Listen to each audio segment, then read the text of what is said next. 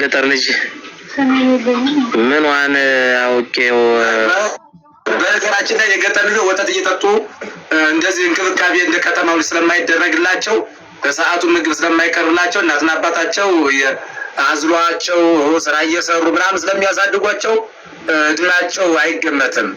እና የግይር ጋብቻ ማለት ምን ማለት ነው ስንል የግይር ጋብቻ ልጅቱ 11 ዓመት ወይም 12 ዓመት ቢሆናት 18 ዓመት እስከሚሞላ ድረስ ከጎኗ ላይ ደርስ አባትና እናቱ እሱ ይፈርማሉ፣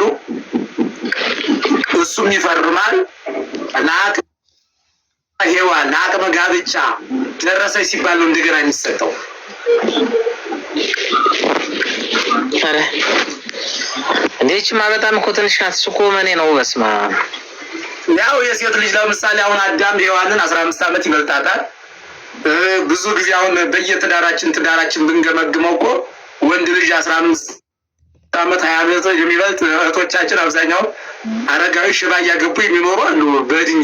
አሁን እቺ ልጅ የጋብቻ ውል ተጫነባት ሳይሆን እናትና አባት ተጋመዱባት፣ ሰርግ በሉባት።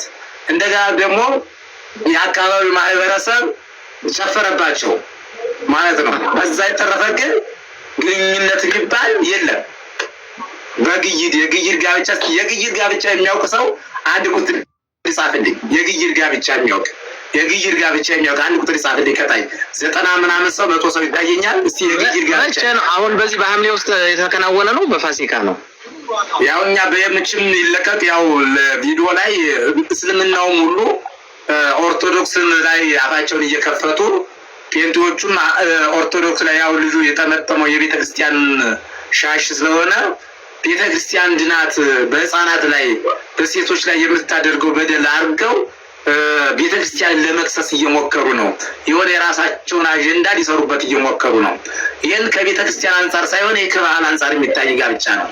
ስለዚህ ያው የቤተክርስቲያን ጋብቻም ጭምር ቢኖር በባህል የተለመደ ካህኑ ያልባለገች ገና ፍቅርን ያልቀመሰች የከንፈር ወዳጅ ያልጀመረች በቃ ይሄንን የቁንጅና አመል ሳታወጣ የካህን ሚስት መሆን አለባት ብለው የሚያምን ማህበረሰብ ነው ይሄን አደረገው ብዬ ማሰብ። ስለዚህ በዚህ ላይ ለመወያየት እስቲ ይሄን ግይር ጋብቻ የሚያውቁ ሰው አንድ ቁጥር ይጻፍልኝ እያልኩ እስቲ ቀጥል። ታሪክ ታውቃለህ?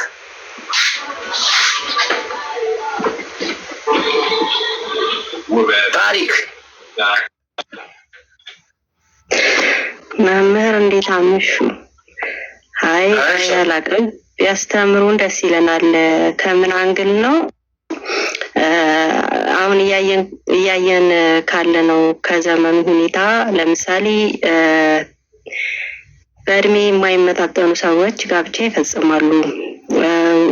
ወንዱ ትልቅ ሆኖ ሴቷ ትንሽ ሆና ደግሞ ወንዱ ትልቅ እና ከሃይማኖት አንግል ያለውን ነገር በደንብ ቢያስተምሩን ደስ ይለኛል።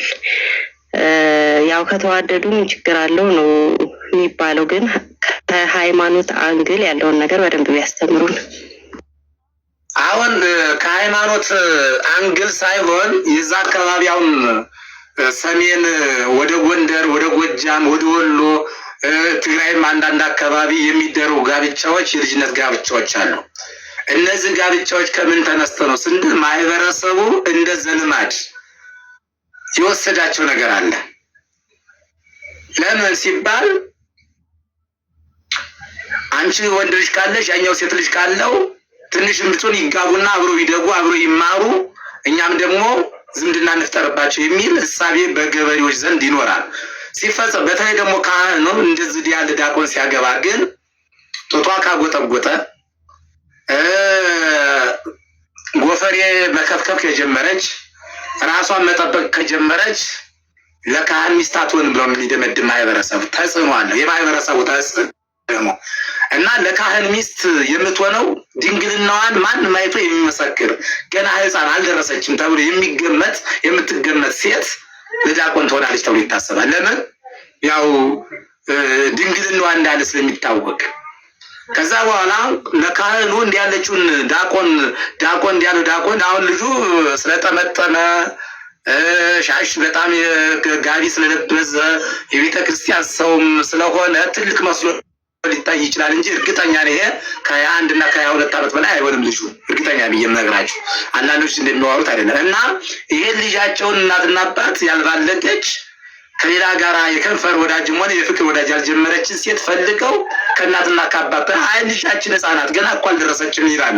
እናሳድጋታለን፣ እናስተምራታለን ለአቅመ ሔዋን እስከምትደርስ ድረስ በቤታችን ከልጃችን እንደ ልጅ አድርገን የሚደረገው ሁሉ አድርገን እናስተምራታለን፣ እናሳድጋታለን የሚል ቃል ይገባሉ እናትና አባት፣ የልጁ እናትና አባት። ከዛ በኋላ ጋብቻው ይጠየቃል። የሀገር ሽማግሌ ይሄዳል። ልጅ መሆኗ ይታወቃል። ጎጆ አይቀልሱም፣ ትዳር አይይዙም፣ ግን ዝምድና ይፈጠርባቸዋል። ልጅቱም የከሌ ናት ተብላ ማንም ሰው ስለማያጫት ማንም ሰው ስለማያገባት በትምህርት ቤት ብትማር ማንም ስለማይለቅፋት አግብታለች፣ ቀለበት አስራለች። ሌላ ሰው ሊነካት አይችልም፣ ቀና ብሎ ሊያት አይችልም።